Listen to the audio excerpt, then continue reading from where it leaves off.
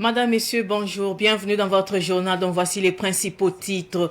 Après 17 ans de fermeture, la SN Brafasso renaît. Le ministre en charge de l'industrie, Serge Poda, s'est exprimé ce matin à l'occasion de la réouverture de l'usine. Grâce à un investissement de plus de 17 milliards de francs CFA de l'État, la SN Brafasso relance ses activités. Vous l'entendrez au début de cette édition. Le Conseil national de l'économie informelle CNEI et la brigade Labal coordonnent leurs efforts pour mieux servir les Burkinabés et améliorer la sécurité économique dans le pays. Les détails dans quelques instants. Comme je le disais tantôt, après 17 ans de fermeture, la SN Brafasso renaît de ses cendres. L'État burkinabé a mis plus de 17 milliards de francs CFA pour sa réouverture. Deux produits sont disponibles actuellement, Brafort et Brafasso. L'entreprise emploie plus d'une centaine de travailleurs directs et des milliers de travailleurs indirects. La cérémonie d'inauguration a eu lieu ce matin. Écoutons l'extrait du ministre en charge de l'industrie, Serge Poda. La SN Brafasso propose pour compter de ce jour deux produits phares, à savoir Brafort et Brafasso, des boissons brassées de qualité supérieure. À moyen terme, d'autres types de boissons seront disponibles, notamment la sucrerie et l'eau minérale, afin que chaque Burkinabé y trouve son compte. La renaissance de la SN Brafasso est également le témoignage que lorsque, au plus haut niveau, les autorités d'un pays déclinent leur vision avec patriotisme et conviction, rien ne peut arrêter le progrès et la marche salvatrice vers le bonheur des populations. C'est la démonstration concrète que notre pays refuse désormais les dépendances, les monopoles étouffants et les manœuvres qui visent à freiner sa souveraineté économique. Porté sur les fonds baptismaux courant 2024, par un promoteur privé sous appellation Brafasso, elle a vite connu des difficultés qui ont conduit à sa fermeture en 2008. Brafasso, ou ce qu'il en restait, a été racheté par l'État en 2012 à plus de 40 milliards de francs CFA pour une relance de sa production. Il a fallu attendre 13 longues années après le rachat pour que le capitaine Ibrahim Traoré instruise, et je cite, la réhabilitation et la mise en marche de cette unité industrielle doit se faire dans un délai rapide. Le rythme a été accéléré nuit et jour en Chine et au Burkina Faso, et nous voici au lancement officiel des activités de la société, prouvant ainsi au monde que lorsque la volonté au plus haut niveau est au rendez-vous, l'action est fulgurante et chirurgicale. Il est important que nous rappelions que le développement de notre pays ne viendra pas d'autrui. Pas d'aide conditionnée, pas d'importation massive de biens de consommation, ni d'exportation tout azimut de nos matières premières, mais de notre capacité à nous unir et bâtir une économie forte qui transforme et emploie, ancrée sur nos ressources propres, portée par notre intelligence collective, notre civisme, patriotisme et guidée par une volonté politique cohérente et ferme. Aujourd'hui, la SN Brafasso est une réalité et une fierté nationale. Elle contribuera à la création de richesses nationales en valorisant nos matières premières locales, réduisant les importations de boissons, renforçant le rayonnement économique du Burkina Faso au plan régional et international, stimulant un écosystème industriel dans le domaine de l'agroalimentaire. Réhabilité pour environ 9 milliards de francs CFA en équipement et environ 8,9 milliards en infrastructures, soit environ 17,9 milliards de francs CFA, la SN Brafasso est le fruit des efforts et du sacrifice du peuple burkinabé à travers ses sociétés d'État. Elle créera à terme des centaines d'emplois directs et des milliers d'emplois indirects sur l'ensemble de la chaîne de valeur de la brasserie. Dans la commune de Bondoukoui, une superficie d'environ 40 hectares a été consacrée à la production de plusieurs cultures. Cette initiative est portée par l'ESRI 2, l'escadron de sécurisation routière et d'intervention de la 2e Légion de gendarmerie. Outre sa mission principale de protection des personnes et de leurs biens et de lutte contre le terrorisme, l'ESRI 2 s'engage également dans les actions visant à promouvoir l'autosuffisance alimentaire. Notre reporter Daouda Yameogo de retour de Bondoukoui, voici son reportage. Du soja et de la rousselle en attente d'être récoltés, mais aussi du maïs, de l'arachide, du niébé, déjà récoltés et conditionnés dans des sacs. C'est entre autres productions de l'ESRI 2, l'escadron de sécurisation routière et d'intervention de la 2e Légion de gendarmerie de Bondokui pour cette campagne humide. Nous sommes dans une zone très bien arrosée. Et la situation aussi sécuritaire de la zone étant relativement calme, en tout cas, cela nous permet de vaquer à d'autres occupations. Donc nous avons jugé nécessaire en tout cas de faire l'agriculture parce que cela nous permettra d'avoir des produits bien de qualité, de très bonne qualité, et ce qui, en tout cas, va enrichir notre alimentation. Une bonne organisation interne est faite afin que les travaux champêtres n'empiètent pas sur la mission première, celle de la lutte contre le terrorisme, selon Delta Force de l'ESRI 2. Tout le monde était consentant. Chacun voulait faire son sang de son côté. Mais comme l'initiative est venue de notre premier responsable, tout le monde a adhéré. Ce qui a fait que vous avez vu les résultats juste à côté. Tout ça, c'est l'organisation interne. Voilà. Il y a le travail de l'arme qui est là et il y a nos moments de repos aussi. Ce qui fait qu'on organise avec les éléments sur place pour faire ce travail. Ça s'est vraiment très bien passé parce que tout le monde est consentant pour ça. Une production qui s'inscrit dans la vision de l'autosuffisance alimentaire prônée par le chef de l'État, le capitaine Ibrahim Traoré. Et selon le capitaine Sanki, une partie de cette récolte sera réservée pour soutenir les personnes déplacées internes et les couches vulnérables. Il ne suffit pas de produire pour produire, mais produire pour répondre à un besoin particulier. Et ces besoins, c'est vraiment tout d'abord notre propre consommation. Et aussi, vous le savez bien, nous sommes dans une zone à fort défi sécuritaire, donc pour dire qu'il y a les personnes déplacées internes que nous devrons aussi faire de notre mieux pour les prendre en charge. Et voilà. Et donc l'objectif recherché dans cette production, c'est cela. Déployés le 7 mai 2025 à Bondokui, les Pandores ont bénéficié du soutien des VDP et des forces vives de la localité. Une collaboration qui leur a permis, d'une part, de mener à bien leur mission de sécurisation et d'autre part, d'obtenir des terres cultivables.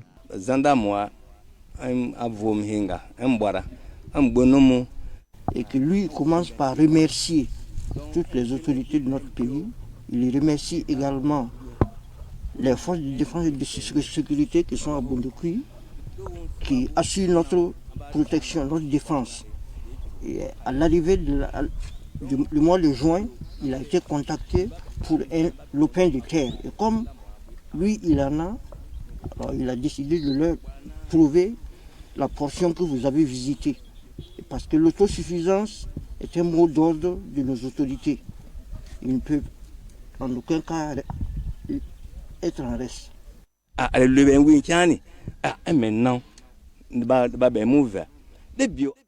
Il faut dire qu'au niveau de la commune de Bondokui, la collaboration entre l'autorité administrative et l'autorité militaire, c'est-à-dire les FDS et les VDP, se porte très bien. Notre commune a été confrontée à cette crise que tout le monde sait, mais grâce à cette bonne collaboration aujourd'hui, on s'est dit que de visu, la situation s'est normalisée. Donc l'objectif est que nous puissions ensemble œuvrer à ce que la population puisse vraiment vaguer à leurs occupations. Nous sommes là, c'est pour le même objectif, c'est de contribuer au bien-être des populations. Donc je puisse vous rassurer que cette collaboration est vraiment saine. Au-delà de l'agriculture, les hommes du capitaine Sanki s'intéressent aussi à l'élevage, des activités qui ont pour objectif également d'initier les volontaires pour la défense de la patrie à des activités génératrices de revenus.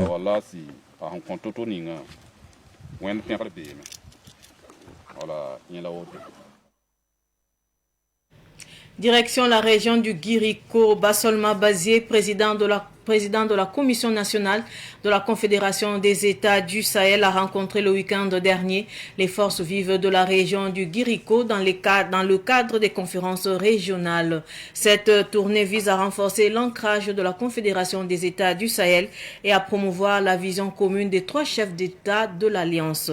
On en sait davantage avec Nongasida Thomasondo de Savane Média Ouest. Au cours de sa présentation, Bassolma Bazié a souligné l'importance d'une coopération régionale renforcée et de l'engagement des États membres à faire face aux défis communs. Le président de la Commission nationale de la Confédération des États du Sahel a mis en avant les projets en cours qui visent à promouvoir la paix, la sécurité et le développement durable. Vous savez que le 16 septembre 2023, ils se sont retrouvés au Mali à travers l'achat du Liptako Gourmand. Ils ont créé l'Alliance des États du Sahel. Le 6 juillet 2024, à Niamey au Niger, ils ont pris un traité mettant en place la Confédération des États du Sahel. Et c'est ce traité qui dispose que leur rencontre à 3 présidents constitue le collège des chefs d'État. En dessous, nous avons le Conseil des ministres confédéral, nous avons la session parlementaire confédérale et chaque pays doit avoir une commission nationale. Et cette commission nationale a 8 missions déclinées. Donc, mission de suivre la mise en œuvre des décisions prises par les chefs d'État, mission de communiquer avec les populations, mission de faire des propositions pour renforcer le cadre confédéral. La souveraineté politique, la souveraineté économique, sécuritaire et culturelle ne pourrait se conquérir sur la base de l'oreiller. Il faut aller au combat, il faut solidariser, il faut unifier nos forces et aller de l'avant. Cette rencontre fut une occasion de débattre des différentes initiatives mises en place par la Confédération et d'échanger des idées sur les meilleures approches à adopter pour assurer un avenir prospère au pays du Sahel. L'interaction entre les autorités et les représentants de la société civile a permis d'identifier des synergies potentielles et d'envisager des collaborations futures. Nous faisons un devoir d'assumer cette mission qui est de donner la parole aux populations, de les écouter. Nous sommes à notre 10e région. Il nous reste 3 régions pour terminer les 13. Nous tenons à saluer la forte mobilisation et surtout vous, hommes de médias, parce que quel que soit le cas dans lequel on se retrouve, c'est à travers vos canaux que le monde entier arrive à suivre et à comprendre ce sur quoi nous avons échangé et porter la voix à l'atteinte de toutes les populations. La conférence régionale du Guiriko représente ainsi une étape significative dans le processus de renforcement de la Confédération des États du Sahel qui souligne l'importance d'une vision partagée et d'un engagement collectif pour le bien-être des pays de l'Alliance des États du Sahel. Durant son séjour dans la ville de Sia, Bassolma Bazié a rendu une visite de courtoisie à des autorités administratives et coutumières. Désormais, il n'y aura plus de frais roaming ou d'itinérance entre le Burkina Faso et le Ghana. Les 2 pays ont signé un accord de free roaming pour supprimer les taxes sur les communications mobiles entre les 2 pays. La signature de cet accord est intervenue vendredi dernier en marge de la semaine du numérique. Yacouba Kempore. À travers la signature de cet accord, le Burkina Faso et le Ghana annoncent la suppression des frais roaming ou d'itinérance entre les 2 pays. Cet accord de free roaming va permettre aux citoyens des 2 pays d'utiliser leur téléphone mobile lors de leurs déplacements transfrontaliers sans frais roaming ni taxes supplémentaires. Cet accord de free roaming permet de supprimer la taxe liée donc à l'itinérance quand on se retrouve donc dans un pays ou dans un autre. Donc, en termes très clairs, les populations donc du Burkina Faso qui vont être en déplacement au niveau donc du Ghana vont bénéficier donc des tarifs abordables dû au fait que la taxe sur le roaming va être supprimée. La signature de cet accord est une avancée concrète pour l'intégration numérique entre les populations burkinabè et ghanéennes. Présents à la signature, les 2 ministres de la transition numérique ont salué la vision des 2 chefs d'État. Nous avons le free roaming entre les pays de l'AES, nous avons le free roaming avec le Togo et nous allons poursuivre ainsi afin qu'on puisse améliorer les moyens de communication dans notre région. Le ministre ghanéen de l'économie numérique salue la bonne relation entre le Burkina Faso et le Ghana. Selon lui, cet accord témoigne de la volonté du Burkina de ne pas considérer le Ghana seulement comme un corridor, mais aussi comme une voie de transfert technologique. Restons dans la téléphonie mobile. Les pays de l'Alliance des États du Sahel et le Ghana mutualisent leurs forces dans la coordination des fréquences le long de leurs frontières. Ils ont signé un protocole d'accord qui offre aux 4 pays des fréquences préférentielles destinées aux différents opérateurs de téléphonie mobile. Le film de la signature de cet accord avec Yacouba Kiamtore. Le Burkina Faso, le Mali, le Niger et le Ghana renforcent leur coordination des fréquences au niveau des frontières. Cet accord signé à Ouagadougou dans le cadre de la semaine du numérique par les 4 régulateurs matérialise la vision des chefs d'État de renforcer la coopération technique et institutionnelle entre les pays de l'Alliance des États du Sahel et leurs voisins, le Ghana. Cet accord prévoit des mécanismes pour prévenir les interférences. Il prévoit aussi une zone de coordination de 15 km entre les pays. Cet accord prévoit, sur le plan technique, des fréquences préférentielles pour les différents opérateurs. Il prévoit des mécanismes pour prévenir les interférences et les brouillages. L'accord prévoit également une zone de coordination de 15 km de part et d'autre des frontières. Alors, cet accord-là permet donc d'optimiser les communications. Les ministres de l'économie numérique du Burkina, du Niger, du Mali et du Ghana invitent les équipes techniques à accélérer le processus pour le bonheur des peuples.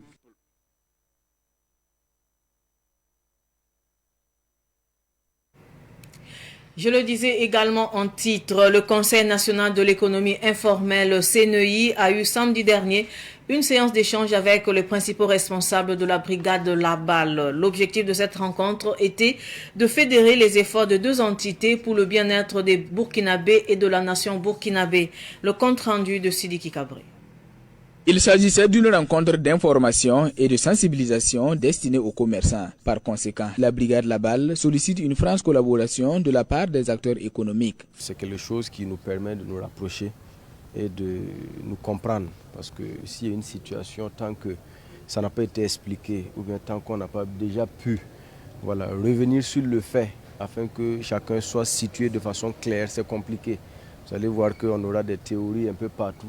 Chacun suit en fait la thèse qui le convient. Mais quand c'est expliqué de façon claire et que c'est la vérité, la voie juste, on finit par se comprendre et tout le monde adhère. Donc déjà l'initiative est à saluer et en plus l'échange a été très fructueux. On a pu faire ressortir tout ce qui était nécessaire, tout ce qui était important à savoir en ce qui concerne donc les marchés et les activités que les gens mènent à l'intérieur. Pour le bien de tous. Donc je peux dire que nous sommes très satisfaits.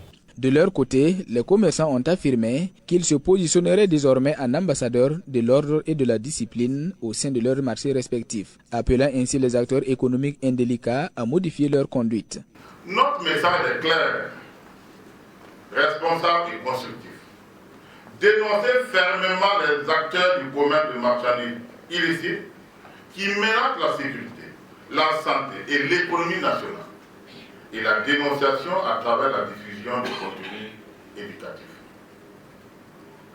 La collaboration active avec la brigade Laval pour prévenir les cas de dérive et accompagner les commerçants vers la légalité. La mise en place de comités de veille communautaire en étroite collaboration avec les principaux leaders de marché pour servir d'alerte et de médiation. Des actions de plaidoyer pour des solutions économiques aux commerçants impactés. Des actions conjointes avec les autorités municipales, coutumières et administratives. Le Conseil national de l'économie informelle du Burkina Faso veut être une force de solution dans l'assainissement de nos marchés tout en maintenant des emplois et aussi la paix sociale. Nous invitons l'ensemble des acteurs à s'impliquer activement pour assainir durablement les marchés IA, protéger les consommateurs et garantir un commerce légal, sécurisé et prospère. Nous voulons des marchés propres, sûrs, organisés et respectueux des règles. Nous osons lancer un appel solennel à tous les commerçants et autres acteurs des marchés YAR que nous sommes dans une révolution progressiste et populaire. Commerçants et représentants de la brigade Laballe disposent désormais d'une feuille de route conjointe visant à assainir les marchés, notamment en luttant contre les produits prohibés. Un match de gala est d'ailleurs annoncé entre les deux parties afin de sceller cette nouvelle union. Ainsi s'achève cette édition d'information. Merci de rester fidèle au programme de Savane TV. Au revoir.